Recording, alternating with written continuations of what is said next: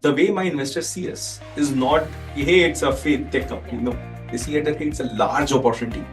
There's a large consumer base who wants something like this. The way I look at faith. So instead of using the word faith, I would use culture. This culture has defined my essence as an individual. Now, there has been too many instances where we have realized the void in our lives. A lot of people told me that, hey, you're a second-time founder. Why don't you go and build in the proven category? But there was one thing that actually has gotten me this far, which is the kind of user feedback I was receiving. For the first time in my life, I'm getting this deep enough and profound user love. Hey, I'm paying for what you are charging me for, but I don't feel gratified enough for the dollar I'm spending. Then I asked him, what is it that you would want me to do for you? The videos are so good that you can sit with your family in your drawing room and watch it together with them. It's better to not start a company as compared to start it with the wrong partner. Now, how human mind functions is... Good afternoon, Prashant, and welcome to That One Idea Season 4. Super excited and delighted to have you and feature as best of content that we are calling this season. Welcome once again and thank you for joining us.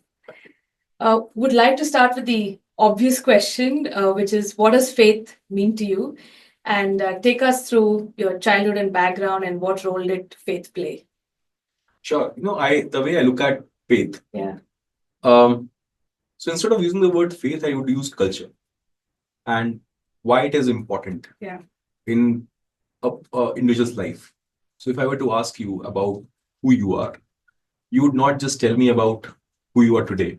You will start with where you were born and what kind of childhood influences you have had and how that whole story evolved. Now that story in your personal life is as important, because if I take that out, you'll be what you are just today without that backstory. Now, culture is that backstory for the society or for that community, for that whole group, for that region. And those practices over generations, over years have made you who you are, how you think, what you value, what you don't value. So I am a product of the evolution of this society. My parents bringing me up, what we saw, what we did, and this is who I am today. And hence this culture has defined my essence as an individual. And I'm that person who actually grew up so we come from this small village near Kanpur. My father was amongst this 6 brothers and 5 of them still continue farming. He took up a job in HL in Amethi. That's where I was born and brought up, but he used to spend a lot of time back in the village. Now, for us, what all I saw, what all my parents did, what all things they told me growing up, they essentially settled in my subconscious and I started believing, practicing. Now, how human mind functions is for a lot of things that they told me. When I used to fall sick, when I used to feel a bit bad about something, they used to tell me a lot of these small stories, a lot of this. They used to cite quotes from Gita and so on. And they essentially together formed what strength means to me or what vision in life means to me.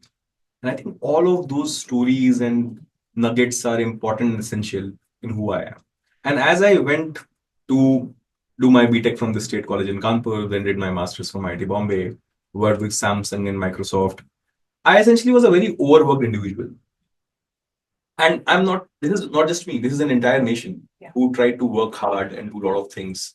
Now, there has been too many instances where we have realized the void in our lives. And in all of those situations, your culture gives you this anchoring. And hence, I feel that faith is important. Faith, belief, culture, what you will call it. And faith could be practiced in multiple ways. There is knowledge, there is physical infrastructure or physical institutions. There are folklores, there are stories. All of that combined is what I would call as belief systems. I think for any society, for any individual to be able to thrive, do well, have that well-being, have that push in bad times to keep moving forward, all that is important. To me, it's the same thing. For the longest time, I thought I might not need those stories and I might not need that cultural anchoring. But I realized that those cultural anchorings give you this ability to connect deeper with your family, connect deeper with the society, be able to contribute. So I look at it as a complete ecosystem in which this country has thrived. When we had no resources, no infra, you look at a very developed economy. Let's look at California, and let's look at certain parts of California and what's happening. So much of infra, so much of things available to people. I think we have done well for ourselves if I just compare on what we could have been in absence of anything. And I would attribute some of this keeping people together phenomena to the larger belief systems. So yeah, I think that's what I would think of faith and think of culture. So you started Apps for Bharat as a series of experiments during COVID, and you ran them in different forms of Panchanga experiments and scripture experiments and audio of like bhajans and spiritual songs. And then there was the Sri Mandir prototype, or V1, let's call it. Take us through those months of experimenting and how you landed on V1 of the idea. So I was moving out of my previous startup, and I was thinking about what's next for me. I'm someone who always wanted to build something which is population scale. I'll not be able to attribute why that desire is there, but that desire is there to be able to build something which is population scale, can create mass impact. And I started thinking about what's the continuation of journey would look like for me. And I think I'm essentially a builder, would want to build for India, create mass impact. So I was thinking about what are the key behaviors that I could bring online or create some access. There were multiple access in which I was thinking about. And I realized that every behavior has some representation in the online world. Either they are access points or a full-fledged, full-stack service for those behaviors that is available through an online platform. Now, coming from where I come from, I understand that devotion is a very important part of people's life. Faith is an important part of people's life. It gives them a lot of hope, well-being. I was not able to think about one platform that could serve all of that. And I was like, this is an opportunity. Now, why I ran those 4 experiments was also because when I was moving out of a previous startup, thinking of building this, a lot of people told me that, hey, you're a second-time founder. And why don't you go and build in the proven category? Now, devotion was a absolutely unproven category. You would have not heard of, there are some companies that would have come, but nothing that would have, from this whole private market phenomena perspective, we would not call it key. Something substantial was there. So no private money raised, no traces of public money, no traces of success. People used to tell me the only way to monetize this category would be selling agarbattis or collecting donations. And it was hard for me to believe that for something which is as important and as deep in people's life, there has to be a better way where you can serve people, create value, build a platform, whatever it is, right? So for me, because there was no parallel for me in China or a US market, for example, I had to build this whole experimentation setup. And what better than building a free platform to just get people together to be able to experiment, learn, and so on. So what I did was I realized there are 2 kinds of needs that people have. One set of needs is they want access to devotional information. Second set of needs are services, products. There are a bunch of needs, right? And you can actually lay them out based on what kind of things they would want and what kind of frequency. So I said that the fastest way for me to understand this particular user, and that point in time I was not even sure whether this will be a full-time thing. It was just an experiment. So I had a small team of people who actually moved out with me from Trail, and I was trying to finance it. And 3-4 of us were actually experimenting. And what we started doing was we started looking at what are the high frequency content engagement behaviors that we can make a simplistic product on and get people onto this platform, understand their usage patterns, understand from them on what they would need, and just go about it. So ran these 4 experiments, rightly said. But the goal was to just understand who are these people, what they would look like, and learn from them on what it is that it will mean to them. And there were certain instances that essentially gave me so much of, and I'll tell you what, when I started, I was not really confident कि इसमें कुछ करना है, how long I'll go into this. But there was one thing that actually has gotten me this far, which is the kind of user feedback I was receiving. Now I started building apps in 2013. It was my 7th year of building apps, and never have gotten this kind of user feedback or user love. So when we shipped these apps, we gave in the hamburger menu option where people can send me feedback directly to my WhatsApp. And I used to get very lengthy messages from me where, hey, thank you so much for making this. This is important to me. And it was not just like good app, great app. Many lines of deep enough feedback where people said, hey, I value this. And I was actually surprised why is it that people are it's just a simple product.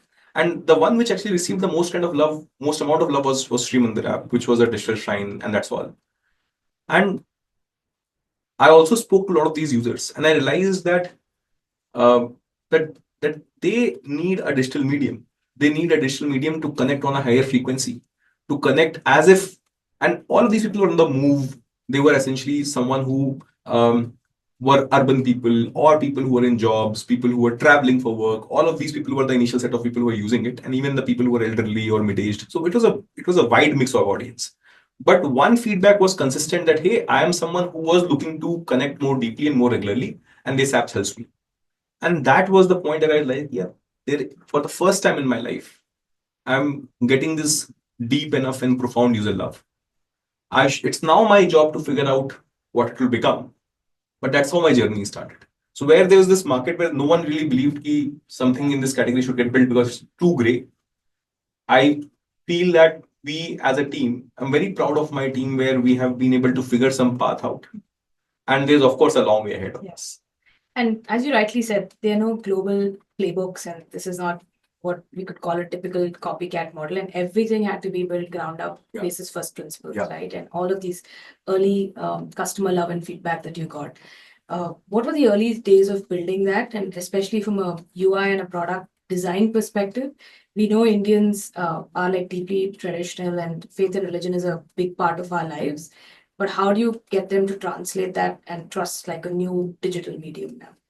So one thesis that we always had was we'll not create a new behavior. Now that new behavior could be anything, could be how they engage, what they see, what they'll buy. The idea was to just, because see, when you try to create a new behavior, often what happens is there's already something existing and you try to see, can I create a delta? In my case, there's nothing existing. So hence we said that, hey, let's just see what could be a digital translation of what's already existing. So imagine this, right? When you go and see a shrine in your home, what does it look like? It has goddess Saraswati. You would always imagine goddess Saraswati as this beautiful painting which Raja Ravi Verma would have made. And that interpretation of his became what Saraswati is for an entire nation. Now, we said that, hey, we do not want to modernize it. We do not want to change anything which is the larger belief system. We would just go and pick samples of what is already is the representation of these gods and goddesses in temples or through these frames or posters. And we tried to create a simplistic interface, which was a replica of all of that. Now, a lot of people, I'll tell you, a lot of people essentially say that, hey, this looks like one of those flash games from 10, 20 years back. And the product designer in me actually tried to make something which, and our team, we made something which looked more polished, more modern. But what we realized was the whole association, the representation that we brought from the offline world was not happening from a modern interface for that matter. So we realized through data, what works the most is that connection and correlation that, hey, I have seen this somewhere. This is how it looks like. And let me try to, and hence we just did a simple thing. We said, let's just look at offline world and draw inferences from there and see if you'd implement it. We'll also try to take a modern take on what that would look like, run experiments, and looking at the data, we'll take a call. So for us, it was coming from two theses: what it looks like, maybe the service or the product in the offline world, some representation of that. We'd also look at what a modern interpretation would look like. Run A and B, and you'll be able to give a clear answer to what that will become. And then you also layered it with lots of engagement and like small nudges, like daily nudges, and you brought like Duolingo and the daily streak, for example. But take us through some of those nudges that enabled you to improve engagement. You see, I think the thesis was, so the idea was extremely simple. We used to look at different cohorts of people and say, what do they engage on? So one of the users, and now any of the faith apps that you see in the country who came after us, they have all implemented what we had implemented, which is the whole. So, but I'll tell you origin kahan pe hua iska. So one of the user who was, so this user we had acquired 6 months back, and they were roughly, I think, 180, 190, 90 users that I could remember who had used the app every single day for the past 3 months. And I had called some of them and said, why are you using this particular app every day? They said, one, I like that. I would want to check in into my God. Two, by doing this particular action, I get these good karma points. So basically, पुण्य मिलता है मुझे. मैंने उनको पूछा कि what is it that I should implement on the app? And that's the origin of the karma points. Yes. So we called it Punyamudra. And it just worked. People were like, hey, and there's no value of that. You don't want to make it transactional. It's not monetizable. You can just keep collecting and feel happy about it. And if you go and talk to my users who have retained for a few years now, they think of this as a very prized possession for that matter. They're like, this is what I earned and it has no meaning, no value. But there's a lot of notional value to it. There's a lot of cultural value to it. Hey, I have opened this particular app for these many days straight. And so on. I think these are one example. The other examples are we look at, okay, the housewives do engage on a panchan and they would want more reading there. People want to know what festival it is today, and so on. So essentially, we kept on understanding कि भाई आपको क्या चाहिए, what is it that you would want on the app, and we kept on putting it on the app together. So far की journey जो रही ना वो ऐसी रही कि हमने सिर्फ समझा कि आपको क्या चाहिए, and we kept on putting it together on the app. I think now we are going to a cycle where we have where we are working very aggressively on improving the product. So we have like 2.5, 3 years of historical data on what will people buy, what's the buying frequency, what kind of attach rates you see on engagement to product sales, to service sales, and so on. So all of the data is now with us, and now is a great time for us. Over the next 3 months, you'll see the product evolve in beautiful ways.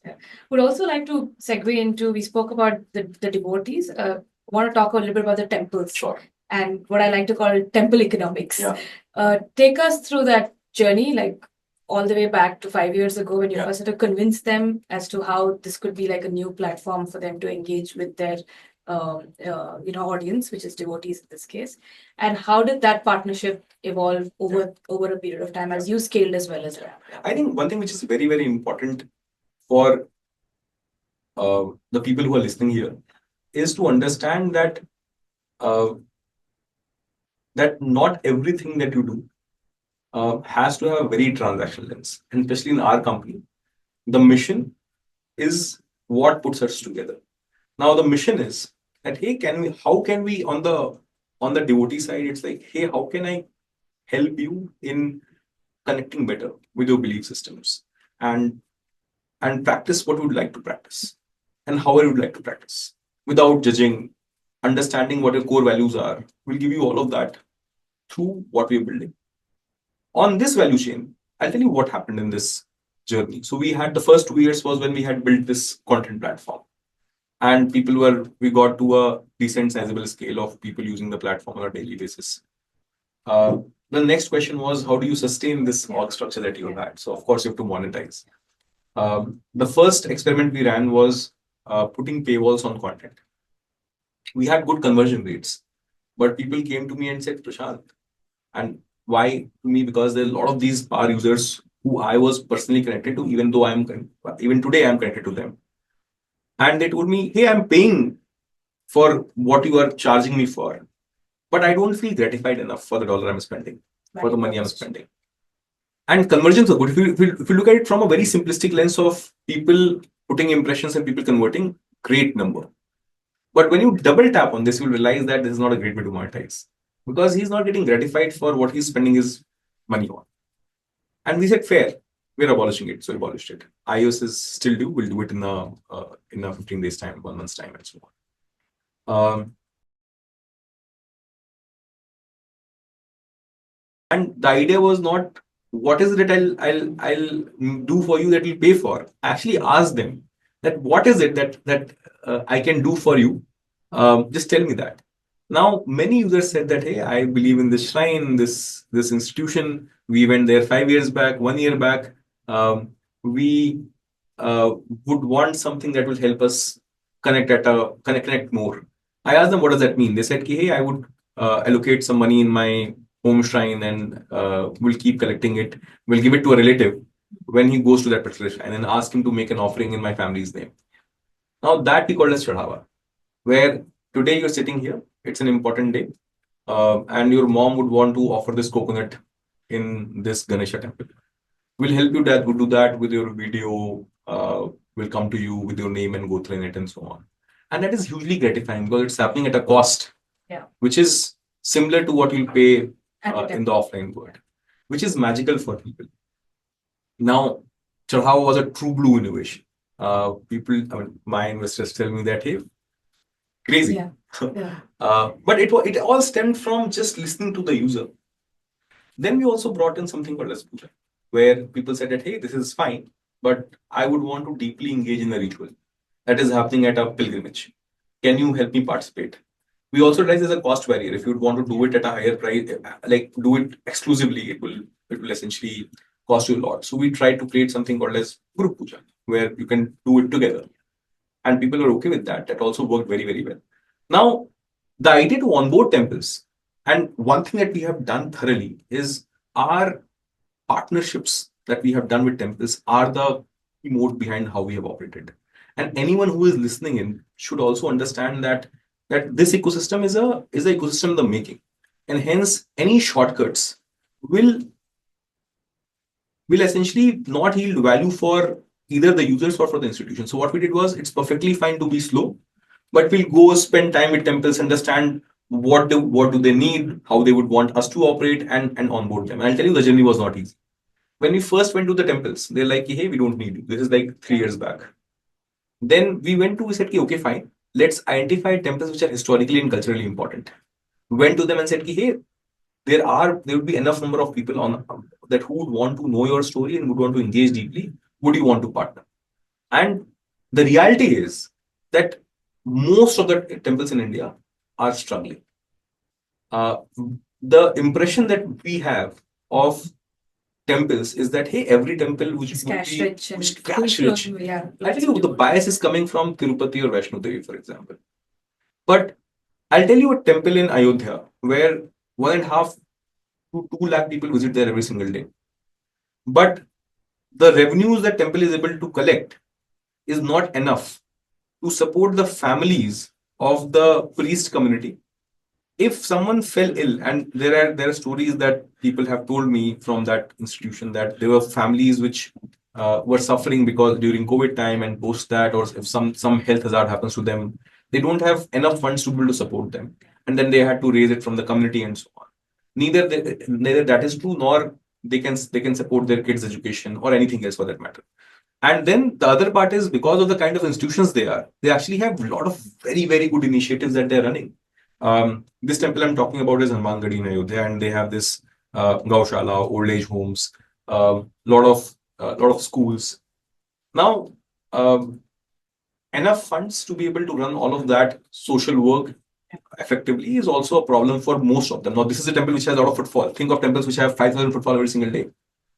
So there are enough number of challenges that these guys face. So we went to a tier 3 temple, as I would call it, which is not very popular but important. Went to them, generated crazy amount of demand, then took those numbers to a larger temple and told them that, hey, we are doing this with this temple.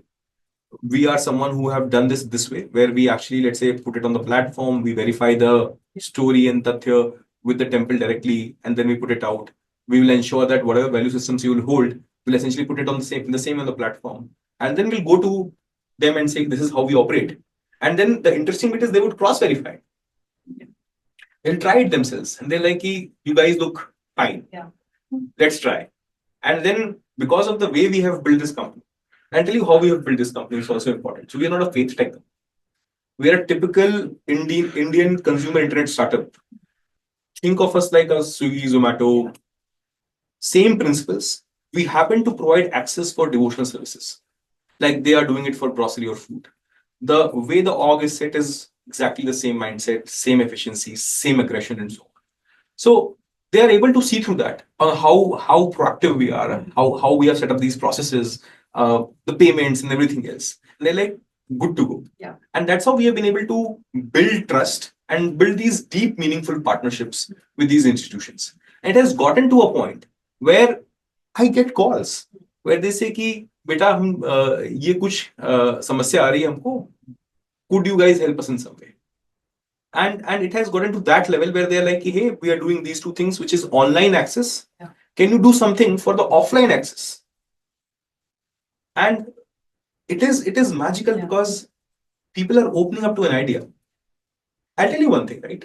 3 years back, when we actually used to go to these temples, they used to even refuse meetings. And we are just a bunch of techies who don't know how this world operates. And guess what? When we go into these meetings, we go like this. This is how I go. Yeah. This is who you are. This is who I am.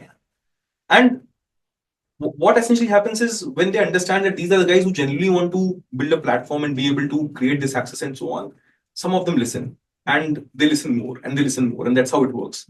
I'll tell you one example. So we essentially were temple technology partners in this conference called as ITCX, which is the largest temple expo. The fact that there's a temple expo happening itself tells you how large it happened in Tirupati. And there's this platform called as Temple Connect, which organized that. Now, we were this temple technology partners and we had this large stall. I had a few sessions in that particular thing. Now, I have put some videos on my Twitter and LinkedIn on the kind of crowd that was there. They were at most of the time 50, 60 people who were standing and willing to talk to us because they're like, hey, we have heard about you. Hey, we have actually reached out to you on the website and you guys don't respond. It's a 1% team who is working on the onboarding. And we're like, if fine, we are slow because we would want to be slow right now. And that reception from them. And we asked them that, hey, you could go and there are enough number of people whom you can go. And they said, see, what happens is we essentially do a due diligence before we actually go and partner with someone. And it was very heartwarming to see. Someone told me, and there's this temple in Mumbai, they told me that, hey, you guys work with Shani Shignapurnam. I said, yes. He said ki the CEO there or the main trustee there, he spoke about you guys. And that's when he's like, and I was like, wow. And then they're opening up to the idea. And I think there's something which is happening. We just need to have the right kind of patience and the right kind of approach to build this. And take us through that trust element on the devotees side, right? Like, how do they trust that for giving this type of offering, that it is indeed being blessed by the priest, or the live stream or the recorded video that you share with them has indeed happened there? How did you bridge those trust deficits? It is all about trust in this category because trust was the major part which is missing. Now, what we essentially do is we first of all we over-invest in all the trust markers. So when you offer a chadhava on any of the partner temples, you'll get a certificate which has artifacts from the temple directly. What do I mean? The names, logos. So there is already a lot of backend infra that we've built with them where they have records of what has been offered and so on.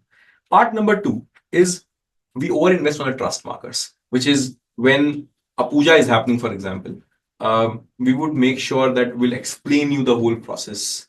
We'll over-invest on the video capturing infra.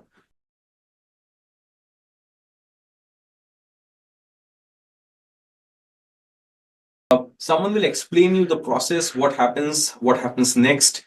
When the name and rotas are chanted, you could look at the video. And that's a differentiation. So when the temple says, hey, let me look at what you guys have sent to my users, they're elated by the quality of service that we create for people. And all of this is built through a technology platform where there are partners who would be notified. They would come, they would set it up, they'll be done, it will be uploaded, the user receives it in a day's time. And we also send this beautiful Prashad box or Ashirwad box, as we call it, to people and their homes. I'll give an example. So for example, this is something that we have just launched on Mahashivratri. Now, if you see, right, this is a Narmadeshwar sibling, and this is blessed at Omkareshwar Jyotirling. Now, how do we create trust markers? Now, first of all, if you see the kind of communication we have made here, and if I were to show you this, right? So it carries this card, which carries the details of where it has been picked from, where it was sourced from, how it was blessed. And there's a QR code. If you just scan it, you'll be able to see the whole process of this being blessed and worshipped, and how it was done and how it was sent. That whole process is there. So, and if you see, right, the kind of over communication that we do in a trust deficit market is extremely important. So essentially do a lot of effort to be able to put it together. And we would also, because we have the right kind of temple partnerships, we'd also be okay to produce our agreements and or maybe give a right kind of touch point for people to cross verify. And people do that. Some people tell us that, hey, tell me how you are related to this temple. And we tell them that, hey, you can, yeah, and you can talk to them, and so on. So essentially we have, and it takes time. Yeah. You would want to do all the right things to be able to get there, because once that trust starts forming, think in the case that what we faced in this whole conference, right, where temples were lining up. 3 years back, there was no one who was even believing. I think it will happen. It will compound. Yeah. And the classic GTM question on priests first or top-down trustees first. Typically, where did the conversation start, and how did you bring the priests on board as well? And I have to talk about my favorite feature, which is the priest tipping as well. Yeah. See, I think the way we do this is there is a whole ecosystem at play. Yeah. And you need to onboard everyone to be able to get attuned to the idea. So you talk to the priest community, we talk to the trustees. Yeah. We would also talk to the local administrators, because when they have this conversation that we are going live on this platform, there should be enough resonance with respect to, hey, I think it's the right decision. So the process is not like this after this. It depends, and we have specialized team where people actually go and understand the local context and then do it. And interestingly, the last 10 temples we have onboarded is by reference. Wow. And where does the journey start typically with temples? If from day one you start the digital offering and the virtual pujas and the live stream of the pujas. Yeah. And take us through a story on the temple side where the economics, that's the temple economic, has really changed over a period of time that they have been on the Sri Mandir. Well, I think there are many examples, right? Yeah. I'll tell you, first of all, let me help you understand how temples make money. Yeah. Now, there are various governance structures. In some structures, there's state government involved. In some structures, there's state and center involved. In some structures, there's a ASI plus state plus, and there's always a community of archakas, which is the pandits or priests, for example, they're also involved. And in some temples, there is a private structure. It was a family temple, which became large enough. In some temples, the temple became so large that they had to form a trust, and there would be representations either from private bodies or government bodies. It's a very complicated structure. Now, in all of this, how a temple, let's say a normal temple would be able to collect their revenues to be able to run their operations would be donations, which is the obvious one. Now, donation is also a very interesting space, because when you look at most of the temples, only 10 to 15% of the users would donate decent chunks. By decent chunks, I would mean 50 to 100 rupees. There will be some outliers that will give you a lot of money, maybe 1,000, 5,000, 10,000. But net, that amount is not sizable enough. Now, this is the donation part. I'm not talking about Tirupati or a Vaishno Devi. I'm talking about a normal temple which has 10K, 5K footfall and so on. The second set of, and those donations, there are also people or families who would give larger chunks, larger grants. Okay. That's separate. But I would say in terms of normal footfall-led donation, like hundis it's not very sizable. It's okay. Second part is monetization by services. Services that temple might have to offer, where in an organized temple, where there would be a purchase system. So you would get a token and get it done and so on. A part of the money will go to a temple, a part of the money will go to the priest, for example. In some temples which is less organized, the money directly flows to the priest. and it will not go to the temple. Then there is money that a temple would make from real estate. So there are different ways. Now, we as a platform, we said that, hey, we will get more users to try your services. And we'll be acting on this particular periphery. So today, if your occupancy rate of the people that you are actually employing or people who are associated would be, let's say, if 30% of people don't have anything to do, we'll make sure that there's a consistent flow of demand to them. And it will lead to incremental income. And that works for them in beautiful ways. So that's a part. Now, the kind of impact that I'm talking about. Now, there's this, there are many of these examples. I'll give you one example. This is Rahu Paithani Mandir in Uttarakhand. Now, it is a historically and culturally important temple, and it is mentioned in the scriptures, for example. Now, it was in not so great shape, where no proper maintenance, no proper support staff, and so on. We essentially went and worked with the local community and were able to bring it on the platform. Crazy amount of demand we were able to generate. People were able to recognize what this whole scripture is, what this whole monument is, what's the backstory. And many people have told us that whenever they are planning a trip to Uttarakhand, they are now putting that particular temple as part of the place they would want to visit. So being online, for them, for many of them, it's now getting to a point where they're saying that, hey, being online doesn't curtail my offline footfall. I'll give you an example. If that would have happened, then Vaishno Devi's year-on-year footfall would have gone down through their live stream. That's not true. So coming on an online platform helps you connect more frequently, be on top of mind. And hence, whenever a user will plan to go there, will go there at a higher frequency for that matter. You brought up a very interesting point on this temple being part of our scriptures, right? And I know you work closely with ASI as well. But how have you played a role? And I know it's a topic that's close to your heart in terms of bringing out these deeply historical and culturally relevant stories that so many of these temples in our country have to offer. Yeah. See, I think we have to just take a quick step back and just understand why these monuments and places are important.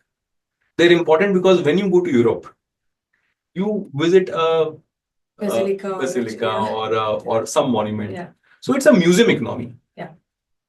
And we are also a rich nation in terms of culture, heritage, and so on. I believe that these places and tourism is the lowest hanging fruit to elevate a local economy. Now, let's think of Ayodhya. I was born in Amethi, which is, let's say, less than 100 kilometers away from Ayodhya. And growing up, I have heard stories, been there. It was in absolute bad shape in terms of no proper infra, no proper roads. Agriculture was the only means for people to make money and so on. Now, just by having a monument, and I'll not go to a point where it's a temple or something else, something that draws people there is the fastest way to elevate that local economy. Imagine the same kind of monetary impact you could have what we could have generated by. I do understand that you can actually set up these ITIs, diploma centers, and so on. It will essentially affect a small number of people, let's say 500 people every single year and their families. Now, through service, you are able to elevate an entire geography. That's the best way to do that. Now, my view is that when you think of ASI or many of these government institutions and so on, I would say they are not doing a great job to be able to preserve many of these places. Yeah.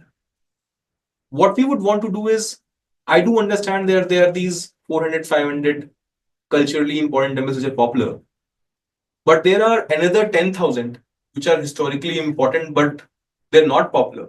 They don't get enough footfall to a point where there is not enough funds for them to do proper maintenance. Can we be that platform that helps them build a community around them, that helps them create a support system around them, where these monuments stand a test of time, where they could travel from this timeline to the next timeline, where the next generation could be able to experience them. I think if we're able to create that ecosystem, we would do okay. And how do you think consumers would move? And I know you said you don't want to call yourself a FaithTech platform, and it is for this reason, right? There is a lot of archaeological, historical, cultural relevance to these structures. And how do you think that will translate to a new generation of Indians now coming online, traveling extensively domestically? And I know there's an analogy that you share about Goa versus Ayodhya, and happy to kind of hear that from you. Yeah. So I think we are right now sitting in Indranagar in Bangalore, and our worldview of this particular user behavior is from the lens of Indranagar, for example. And I'll tell you, it is not true. Now, let me give you some data points. Now, in 2019, 2 crore people went to Varanasi. 2023, 8 crore people went to Varanasi. Because Goa was just 1 crore people, which has flatlined. Now, if you just look at the number of people who have taken flights to Varanasi, it's 30 lakh passengers in the year 2023, for example, which grew 2x in the last 3-4 years, for example. Now it is young India, affluent India, who is going to these places, trying to find their cultural anchoring, experiencing those stories, experiencing that connect. It's happening. Now, they might want to engage in a better way. And this is what I call it, right? When you go to a temple, and let's say with the parents, right? They would go to a temple as a visitor and come out as a visitor. And they might not understand deeply what his history, cultural relevance is. But this generation want to assign more meaning to that visit. When they would go in, they would want to understand, fine, I came here, but what's the history of this? What's the culture? What is significance? How do I connect deeply? And I think the leading indicators are the kind of content creators that you would start seeing coming on a YouTube or Instagram, right? So many of these spiritual travel, devotional travel, spiritual experiences creators that have come up, and all of them have massive following, massive following. And if you look at the people who are following them, are the people aged from 20 to 35, not just from India, from outside of India. So these are all leading indicators that tell us that there is this young crowd who wants to find meaningful ways to connect. Of course, the way they would connect will be different from how their parents have connected. But some of these data points are good indicators that it's not a declining market. Yeah. It's not for elderlies. I'll tell you one more example, right? I was in Khatu at this Khatu Shah Mandir, and this was last July, and it was 40 degrees Celsius on a Sunday. 4 lakh visitors. Wow. All queued up. And it was so hot that the trust had to put these showers, these sprinklers, the mist sprays, yes. And if you look at the faces of these people, you would realize that most of these people will be from 25 to 40. If you go to the parking lot of this, you realize that affluent people with cars have driven to this place to be able to visit it. So the picture that you would assume sitting from here is way different from what and the reality 400K is more DAUs than say outside of the top 20 apps in the country. Yeah. So want to quickly segue into how do you build a cap table? Because I think one of the challenges of being in this space is, again, how do you get investor interest, and how do you prove some of the things that you're speaking about today on size, on relevance, on continuity?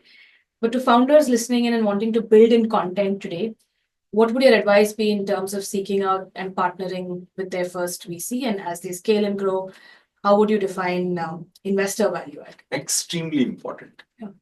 See, I think you have to segment what you're building into 2 parts. Are you chasing a proven category? Or are you chasing something which will require some ground up building? Even if you're chasing something which is proven, ups and downs to aayenge. And when chips are down, when your backs are against the wall, you would need people who believed in that journey, not in that point in time opportunity. Yeah. Hence, it's better to not start a company as compared to start it with the wrong partner. Because it's going to be a long journey. In India, we would realize that some people have been able to achieve an outcome in a very short period of time, but it's a 2-decade-long journeys. And hence, how your co-founder is important. The same way your investors are important. People who have high conviction, who do not look around and say, hey, because this is being done, let me just go and invest in this. People who are doing first principle thinking and are able to build up conviction ground up are the right kind of partners. People who can take a call without looking at signals. That, hey, what is this other VC thinking? Oh, what is the US market thinking? What is the Chinese market thinking? No, you need the right kind of. In our case, I would say we are extremely lucky that way. The people who backed us because that there is, and one first principles, right? The way my investors see us is not, hey, it's a FaithTech company. No, they see it that, hey, it's a large opportunity. There's a large consumer base who wants something like this. They deeply demand it. Can it be built in a fine way by a fine team?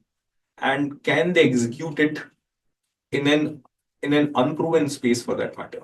And can they build this thesis, conviction, draw insights, execute? When things don't work, can they pick it up again and so on? So people, whoever have taken a bet on us, is primarily because of the innovation that we have brought in some of the ways. Now, some people ask me that, hey, let's say of the 36 million money that has gone into our space, we have gathered $32 million. Now, they say, is this sector hot? I would say it's not what about the sector is hot or not. It's about, if the space would have been hot, let's say 3x more money would have been raised in the space, which is devotion tech, for example. But that's not true. People essentially are now very, very mindful, where if you go and create something which is copycat, they have seen this play out in 2016, 2015. When some companies then would have raised because, hey, X company is doing fine, they have 50% market share, I can take 20% market share. Especially in new category creation plays, that is not true.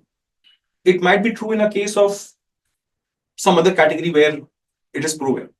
Like if your reference is a leading player, that leading player is also unproven story.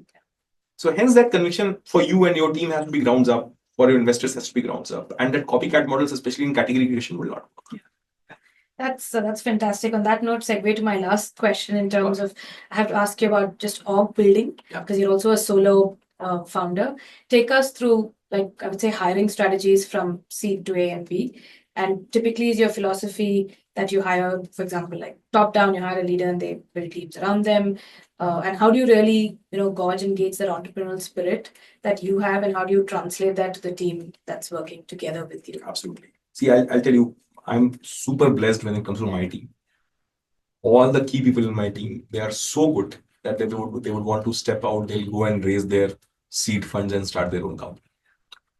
So the idea for me was to can I create an ecosystem where a builder or a creator would come in and say, hey, I have the right kind of ownership, the right kind of impact opportunity, and can I see myself building this? So all the key people that are there, not just that, if you just skim through the LinkedIn of all my teammates, very, very good.